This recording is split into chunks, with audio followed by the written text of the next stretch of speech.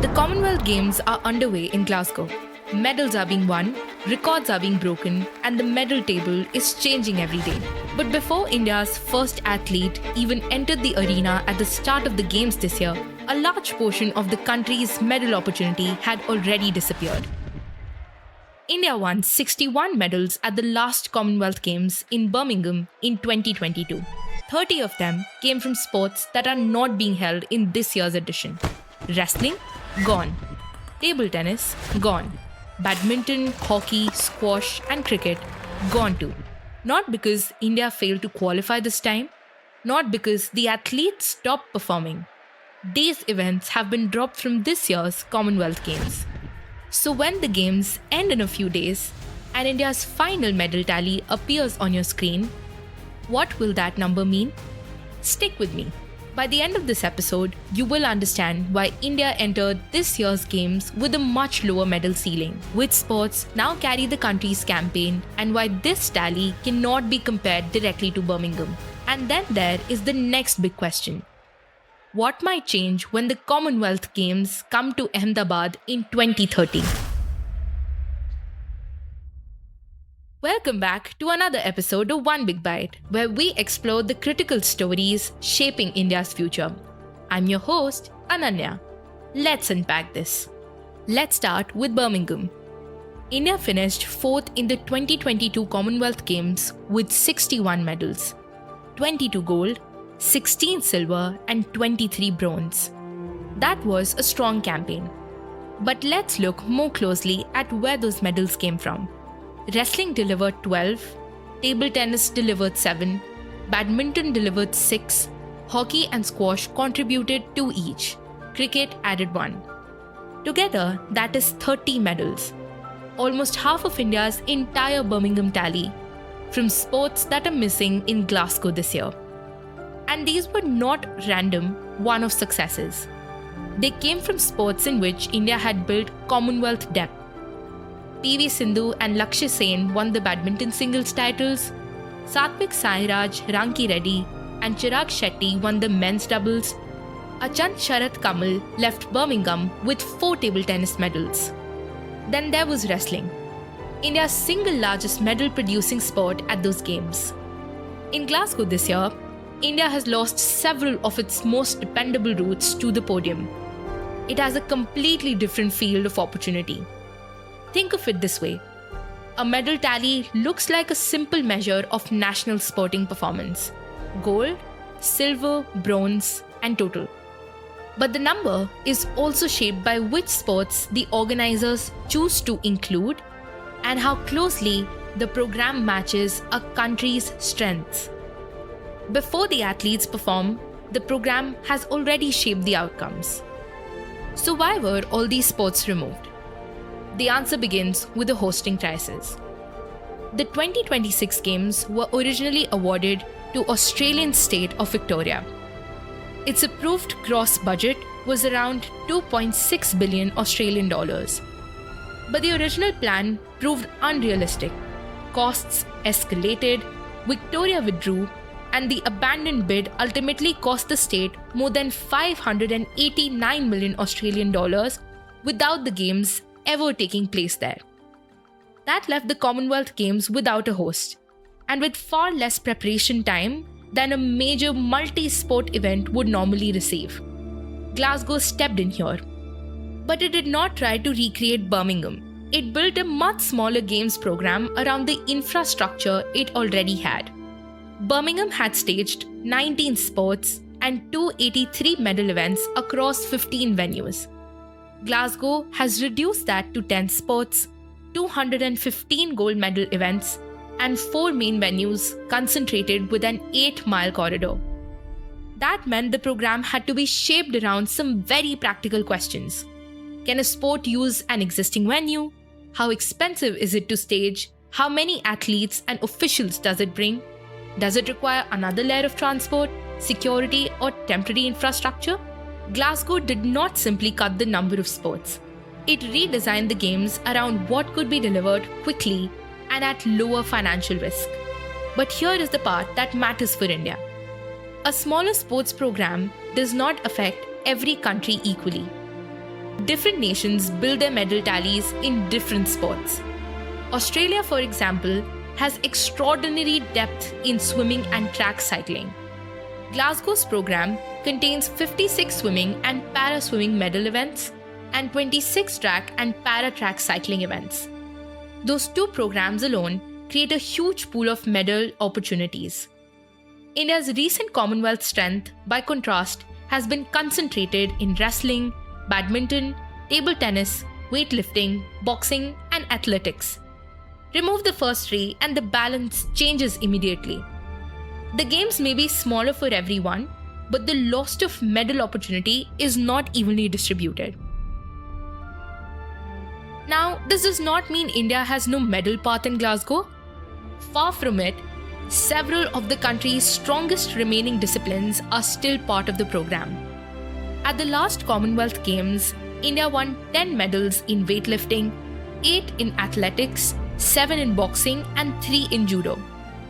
Those 4 sports alone produced 28 medals. This is now the core of India's Glasgow campaign. Weightlifting remains the most established route. Mirabai Chanu has already opened India's gold medal account in Glasgow, continuing a remarkable Commonwealth record in a sport that has repeatedly delivered for the country. Boxing matters just as much. India has produced Commonwealth champions across several weight categories, and the boxing program offers one of the clearest chances to add both medals and goals as the games progress. And the boxing program offers one of the clearest chances to add both medals and goals as the games progress. Then comes athletics. This may be the most revealing part of the campaign.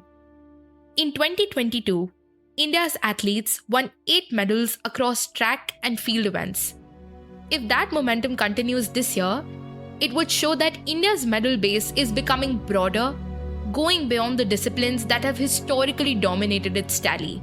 Judo, bowls, and para-sport create further opportunities. But the pressure on the remaining disciplines is now much higher.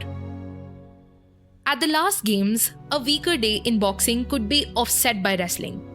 A missed opportunity in athletics could be balanced by badminton or table tennis. That cushion is now gone. India's medal prospects are now more concentrated, and concentration creates risk. If weightlifting, boxing, and athletics deliver strongly, India can still produce a substantial campaign. But if one or two of these sports fall below expectations, there are fewer places elsewhere in the program to recover those medals. That is India's test at this year's Games. Not whether it has world-class athletes, we already know that it does. The test is whether India has enough sporting depth across a narrower and very different program. This brings us to the number everyone will look at when the games end, India's final medal total. And this is where the comparison can become misleading. The Games in 2022 hosted 19 sports and 283 medal events. This year, there are 10 sports and 215 gold medal events, which excludes disciplines responsible for almost half of India's last tally. So whatever India's final medal tally, it should not mechanically be compared with 61. A lower total would not automatically mean that Indian sport has gone backwards. The size and composition of the opportunity has just changed. But that does not mean the total should be dismissed either. There are 3 things worth watching. First, India's final position on the medal table. The overall number may fall, but the ranking will show how India performed relative to other nations competing in the same reduced program. Second, the proportion of gold medals. A smaller tally with a strong gold medal conversion could still indicate that India's leading athletes performed at a very high level. And third, perhaps most importantly, look at how widely the medals are spread. Do they come almost entirely from weightlifting and boxing? Or do athletics, judo, bowls, and parasports also contribute? Because a medal tally drawn from several disciplines suggests that the underlying system is developing greater breadth. In 2030, the Commonwealth Games will move to India. Ahmedabad will host the centenary edition. That edition is expected to feature between 15 and 17 sports, a significant expansion from this year's 10-sport model. Table tennis has already returned to the core program. Badminton, hockey, shooting, squash, cricket, and wrestling are among the sports being considered for the final lineup. That means Glasgow's reduced medal field is not necessarily the permanent future of the Games. By 2030, several of India's strongest medal-producing disciplines could be back. India will also be competing at home within a larger edition and with years rather than months to prepare. We have seen what this combination has meant before. The last time India hosted the Commonwealth Games in Delhi in 2010, it won 101 medals, including 39 golds. That remains India's highest ever Commonwealth Games tally. Ahmedabad does not guarantee a repeat. The competitive field will change, athletes will change, the final sports program is still being developed. But it gives India a very different test. In Glasgow this year, India's medal pathways are narrower than before. In Ahmedabad next time, those pathways will likely expand again. That is why the two editions should be read together. Glasgow is not the final verdict on India's Commonwealth sporting strength. It is the constrained version of the test. Glasgow is not the final verdict of India's Commonwealth sporting strength. It is the constrained version of the test. Ahmedabad will be the next big one. Here is what India's medal tally this year will really tell us. Not simply how many medals the country won, it will tell us what happens when several of India's most reliable sporting strengths are removed from the program. It will show whether weightlifting and boxing can continue carrying a large share of the campaign, whether athletics is becoming a deeper source of success, and whether new medals can emerge from outside the disciplines India has traditionally relied upon. So when the final table appears, do not look only at the total.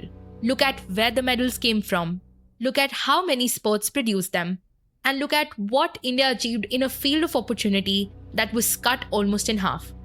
Glasgow is testing India's sporting depth under constraint. Ahmedabad 2030 will be the next big question. That's the episode of One Big Bite. I'm Ananya, and I'll see you in the next one.